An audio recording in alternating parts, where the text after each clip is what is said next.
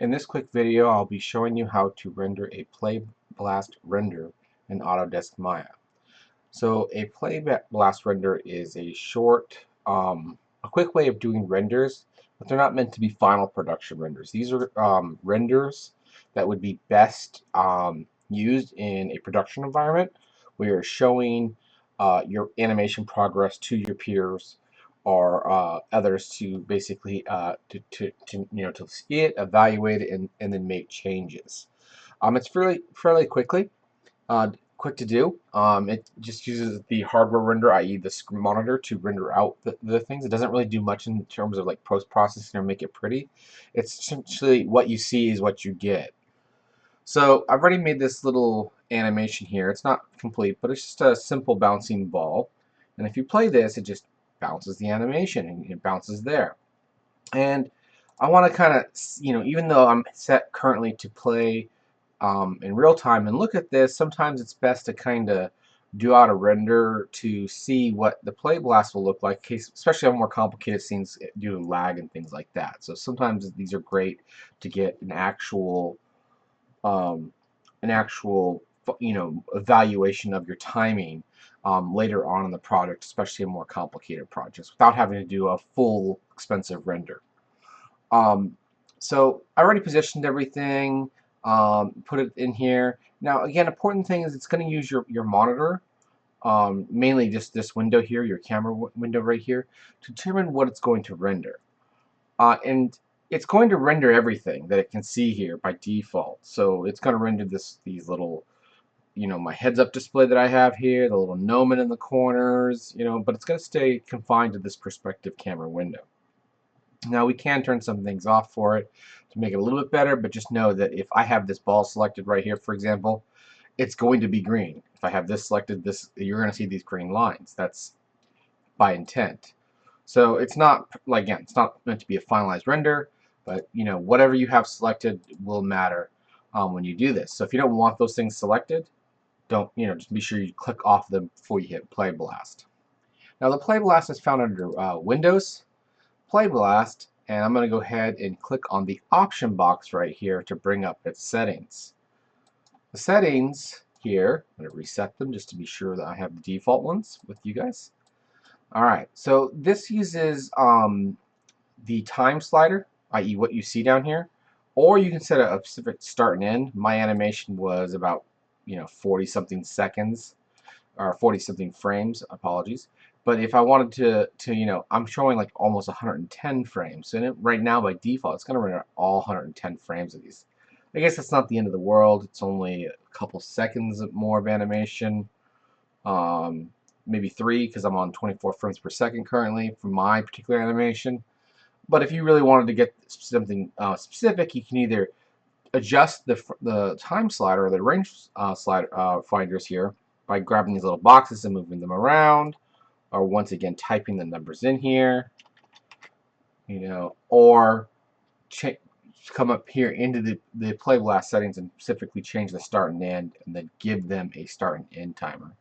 So I'm just going to go ahead and leave it 100 frames. It's okay if I had a little bit of a sometimes it's great to have a little bit of ending frames at the end to kind of settle it. Now I'm not going to go into all these details. I'm just going to try to get you guys running as fast as possible. I'll talk about a couple of them. For example, the show ornaments, what I mentioned earlier. Right here, this little checkbox, if you check this off, it will turn off some, but not all. I'm not 100% sure which ones are which, but I know it will turn off the heads-up display. It'll turn off, for example, if you have like a gnomon on the object, so it won't render them even if you have them selected in your screen. It'll turn off the gnomon in the bottom left-hand corner that shows the direction, the X, Y, Z directions, and so on. It does not, I know it does not shut off the green lines or the white lines for selections and things like that. So it does turn off some of them. I just can't remember what gizmos it turns on and off. It probably turns off like lights, gizmos, and things like that as well. So I usually turn this off so that way you don't see them. Now, depending on what kind of computer you're on, I'm going to skip past these other ones. I just leave the format as AVI. Again, these are not meant to be finalized renders. Just AVI is fine. If you have QuickTime Movie, if you're on a Mac, that's fine. Again, I'm not going to talk about encoding. Same situation. If you need to talk, go into encoding, this is not the video for it. But yeah, I mean, you can keep this pretty simple. Quality is a straight up quality percentage. If you turn it down, it's going to make it a little blurrier. If you turn it up, obviously it's going to be more crisp. Sure, I'll go all the way to the top. Why not? Obviously, the bigger the quality is, the more it's going to cost more memory. It's going to be a bigger file. Display size. Right now, by the default, it's using the window, i.e. whatever your resolution on your monitor is. It's going to use that. You can change it to match the render settings, which it would pull then from your render settings. If you go to the clapboard with the gear here, you can see, you can scroll down to the render settings. It will use these settings as well to try to keep the image, into this size. I don't generally do that when I do Playblast. Of course, I do that when I'm doing finalized renders, but for Playblast, I don't bother. Just leave it for window. And then there's a scale for that. It just says, okay, it's going to take my Windows resolution. I don't know what this is. What my resolution set at, and then it's going to half it, the size of it at least. And then it's going to try to not lose any quality. So it's going to try to stay crisp, but it'll be half the size. And then again, these are the default settings, and I think I'm just going to go ahead and leave them like that.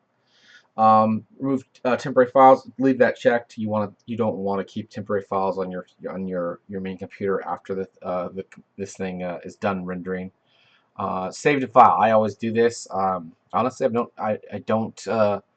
I always want to save the file. I like to keep the file around. Ironically, you can give it a name, but I always click on Browse because I like to choose its location. And you can save it to wherever. I'm just going to save it to the desktop so it's easy to find. I made a previous one before, but I can just overwrite that. So I'm just going to call it there. You can rename it down here. And then I'm going to hit save. And I'm going to get a message saying, do I want to replace it? And I'll say sure. All right. So I don't want to actually have the green. I mean, granted, I know the arrows will disappear, but I don't want the green, so I'm just going to click off of it. And again, you don't have to worry about like this screen being over it. It's only going to grab and capture the inside window. And then I'm going to hit Playblast. And it's going to, once again, warn me about overwriting in my case. Hit OK. Renders it out. You can saw it was half speed, and it automatically went straight into my particular default player is the Windows player, so it plays it. And again, it's not the highest res video. It does keep that gray frame around, and unfortunately, no matter, even if I did, because if I did choose from the settings, it should crop out all the gray. But I just kept the Windows settings, so it's showing all the gray as well. And you can see it hid the gnomon down here, and it hid my heads-up display right there. You can see those ornaments, as they call them, are missing. Now if I can hit play, and there it is. So that's a Playblast. You can give that a shot. For using the Windows settings. Let's go ahead and do one more just real quick, because I just want to show you guys if we were to change this from render settings. It should hopefully just grab the inside part right here. Once again, Playblast. Okay. And no, it didn't. It just pulled, unfortunately, just pulled from that frame, which it's closer, but that's why I said it. Just usually leave them in Windows settings. But if you do a normal render, it does actually crop to this. The crop finder, again, in case you guys might have forgotten where that is under View. It is under Camera Settings, and that is what we call the resolution gate in Maya. So right now I have the resolution gate on. So if we want that gray there, we can just turn off No Gate, or we can turn back on the resolution gate. Since I'm doing a Playblast, and maybe you're going to show it to someone else, maybe I will turn that off, and we'll do this one more time. You can see how quickly these render, so it's okay. Come back here. This time I will pull back from the window, and then let's do this one more time. Playblast. Overwrite, yes. You can see. There we go, and you can see it bouncing in there. It's not the greatest animation, but of course that's the whole idea of a Playblast, is we're judging the animation and then making edits going forward. So hopefully you enjoyed this brief introduction to Playblast. Use it to showcase your work and evaluate it as needed. Until next time, take care.